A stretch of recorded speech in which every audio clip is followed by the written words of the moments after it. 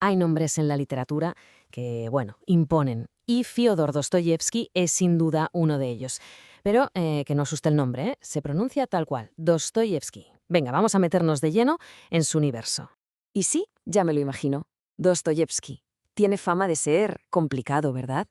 Libros enormes, densos, de esos que intimidan un poco. Pero os aseguro una cosa. Dentro de todo eso se esconden algunas de las claves más potentes para entender nuestra vida, aquí y ahora.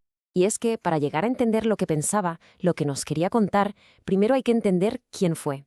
Su filosofía no sale de la nada, se forjó literalmente en el sufrimiento más extremo. Su vida es, de hecho, la clave de todo. Imaginad, nace en Moscú y desde pequeño ve la pobreza más cruda en un hospital de caridad. Pero el punto de inflexión llega en 1849. Lo condenan a muerte, lo ponen delante de un pelotón de fusilamiento y en el último segundo le conmutan la pena. Era un simulacro. De ahí directo a Siberia, a un campo de trabajos forzados durante 4 largos años. Cuando por fin regresa, ya no es el mismo. Esas experiencias no solo lo destrozaron, sino que lo convirtieron en un observador implacable, un experto en el alma humana. Bien, pues vamos con la primera de sus grandes lecciones.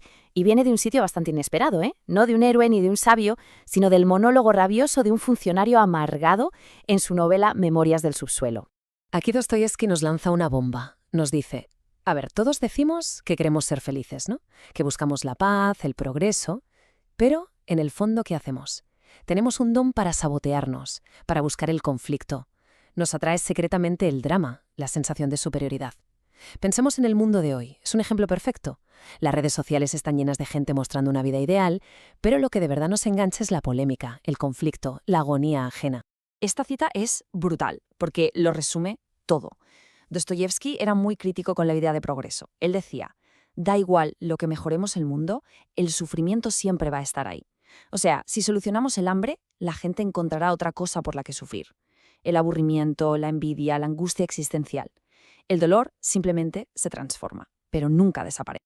Y claro, esta idea de que nos gusta sabotearnos nos lleva directos a otra de sus grandes obras, Crimen y Castigo, y a una lección clave, la que tiene que ver con cómo nos engañamos a nosotros mismos, y también con la compasión. Todo a través de un personaje inolvidable, un asesino llamado Raskolnikov. La lógica de Raskolnikov es fascinante y aterradora. Básicamente, él se monta una teoría en su cabeza. Primero dice, los grandes hombres de la historia como Napoleón no seguían las reglas, eran criminales para un bien mayor. Segundo paso, yo me considero uno de esos seres superiores, pero la pobreza me está frenando. Y la conclusión, el paso 3, por lo tanto, tengo derecho a matar a esta vieja usurera para robarle y así financiar mi gran destino. Es una justificación perfecta para aislarse de su propia conciencia. Pero se equivocaba. En todo. Y sobre todo, se equivocaba sobre quién era él en realidad. Porque lo que descubre después del asesinato no es la gloria ni el poder. Es una culpa aplastante, un remordimiento que lo devora vivo.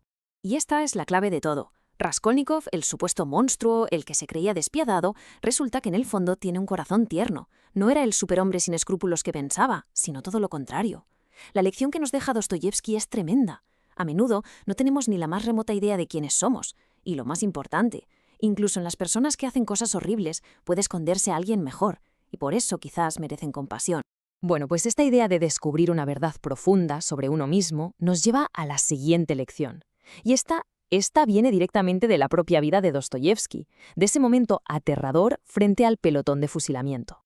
Pensemos en esto por un segundo. Estás ahí, te dicen que te van a ejecutar, y te quedan 3 minutos. Solo 3 minutos de vida. ¿Qué haces? ¿Qué piensas en 3 minutos?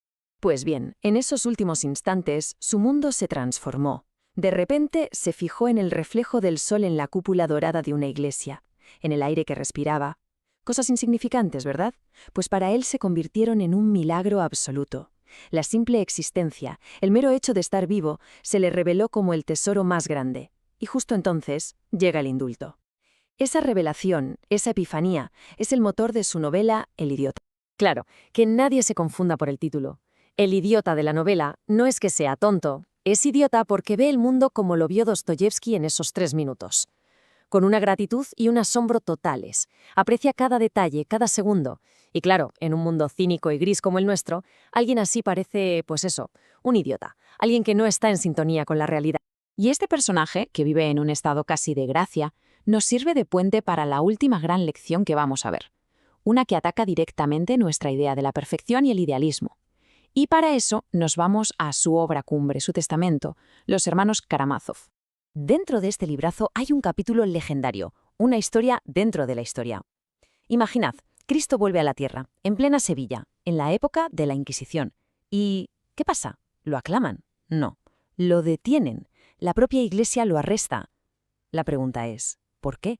Pues porque su mensaje, su ideal de perfección absoluta, es peligroso, es una amenaza para el orden establecido. El gran inquisidor se sienta con él y le suelta un discurso brutal. Le viene a decir que su idealismo es cruel, que la gente no es perfecta, es débil, es imperfecta, es codiciosa, y que es más humano, más compasivo, aceptar esas fallas con gracia, en lugar de torturar a la gente con un ideal de pureza que es sencillamente inalcanzable. Es, en el fondo, una defensa de nuestra imperfecta y caótica humanidad. Bien, y ahora, si juntamos todas estas piezas, ¿qué nos queda? Pues nos queda la visión del mundo de Dostoyevski y su oscura sabiduría. Y este es el núcleo de todo. Mucha gente cree que Dostoyevski es pesimista, pero no es eso. Es un realista, pero un realista compasivo. Su mensaje es, ¿la vida es sufrimiento? Sí, siempre lo será. Pero la salvación, la redención, no está en intentar ser perfectos, está en la compasión, en perdonarnos por ser como somos, confusos, contradictorios, profundamente humanos. Y esto, hoy en día, es más relevante que nunca. Vivimos en una época que cree que con la tecnología, con el progreso, con la ciencia, podemos eliminar todos los problemas, crear un mundo perfecto. Dostoyevski funciona como un antídoto contra esa ingenuidad. Nos recuerda que, al final del camino, siempre nos toparemos con nosotros mismos, con nuestras limitaciones. Así que terminamos con una pregunta, una que creo que resume muy bien esta sabiduría de Dostoyevski. ¿Y si al final ser verdaderamente humano no consiste en luchar sin descanso por ser perfectos?